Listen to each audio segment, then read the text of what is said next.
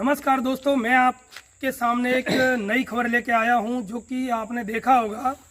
और ये हमारे ज़िले में, भिंड ज़िले की खबर है और हर जगह ये चल रहा है कार्यक्रम। और ये कॉलेज जो स्कूल है ये गांव-गांव बनाए जा रहे हैं और इनमें किस मटेरियल को यूज़ किया जा रहा है, किस तरीके से यूज़ किया जा रहा है, मैं ये सब आपको आज दिखाना चाहता हूँ। और आज इसमें ये ईंट का प्रयोग किया जा रहा है जो आप देख सकते हैं, सीमेंट की ईंट है और इसकी लेंथ बराबर प्रॉपरली तरीके से नहीं है।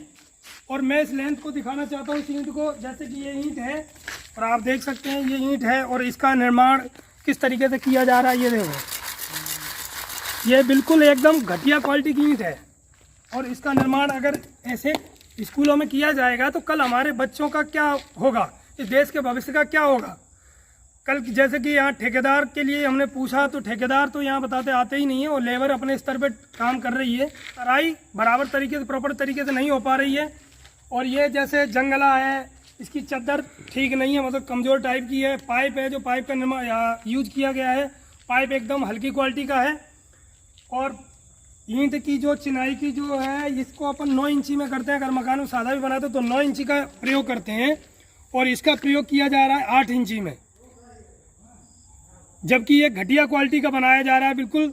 तो भाइयों, मैं यही कहना चाहूँगा, ये जो सरकार है हमारी मध्य प्रदेश सरकार, मैं शिवराज सिंह जी से कहना चाहूँगा कि आप कब तक इस चीज़ के लिए चुप रहेंगे। आखिर आपको एक न एक दिन बोलना पड़ेगा। आपके नेतृत्व में, आपकी सरकार की नाक के नीचे ये चल रही धांधलबाजी, ये भ्रष्टाचार, और इसको रोकने के लिए आपको ये कदम बढ़ाना पड़ेगा, क्योंकि ये हमारी जनता की आवाज़ है और जनता के बीच का कार्य है। और आपको इसको बड़े स्वाभाविक तरीके से, स्वाभाविक रूप से संज्ञान में लेना पड़ेगा, क्योंकि ये आज ये बिल्डिंग बन के कल खड़ी हो जाएगी तो ये कितने साल चल जाएगी, 20 साल 30 साल, आखिर पे ये बिल्डिंग क्षतिग्रस्त हो जाएगी फिर। क्योंकि आगे अगर हम आज नज़रअंदाज ना करते हुए इस पर अगर गौर करते हैं, हम अपने इंजीनियरों द्वारा चेक करवाते हैं इसको सही तरीके से, तो शायद है कि काम सही हो पाएगा। नहीं, आज तो भ्रष्टाचार की हदें पार हो चुकी हैं। भाइयों, मैं आपको एक पाइप दिखाना चाहता हूँ। इसमें भ्रष्टाचार की इतनी हदें पार हो गई कि पाइप इतनी घटिया क्वालिटी का लगा हुआ है कि वो पाइप किसी काम का नहीं है। मतलब उसको अगर ऐसे पकड़ के तोड़ते हैं ना तो वो बराबर टूट रहा है। और मैं आपको ये पाइप दिखाता हूँ। आइए, पाइप है ये एकदम बिल्कुल घटिया क्वालिटी का पाइप है।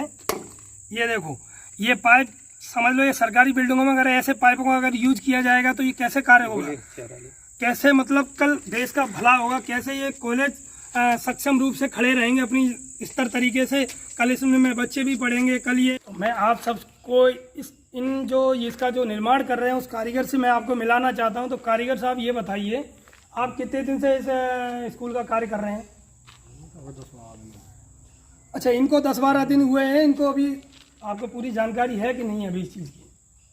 नहीं, हमको जानकारी नहीं, हमको 8-10-12 दिन भाई, हमें क्या जानकारी। इनको 10-12 दिन हुए। ये बताओ, इसकी तराई प्रॉपर तरीके से क्यों नहीं हो पा रही? आप तराई क्यों नहीं कर रही यहाँ पे लेबर?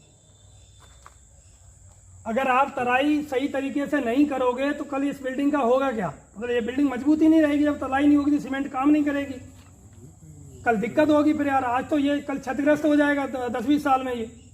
और सरकार अगर पैसा दे रही है तो किस चीज़ का दे रही है? ठेकेदार को पैसा दे रही है अगर सरकार, तो ठेकेदार को इस चीज़ का दे रही है कि आप कार्य सही करके हमको तरीके से दो।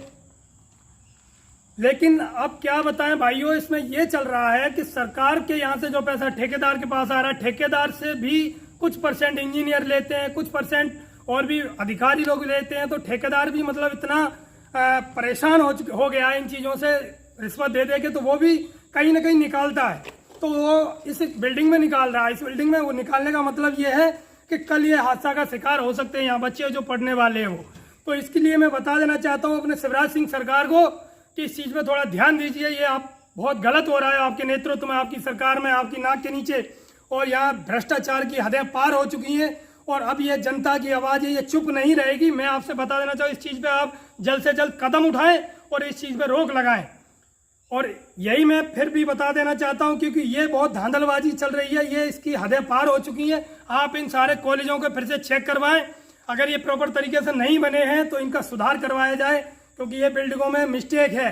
इसमें जो ईंट का प्रयोग किया जा रहा है वो ईंट की लेंथ बिल्कुल ठीक नहीं है, वो ईंट एकदम घटिया क्वालिटी की है।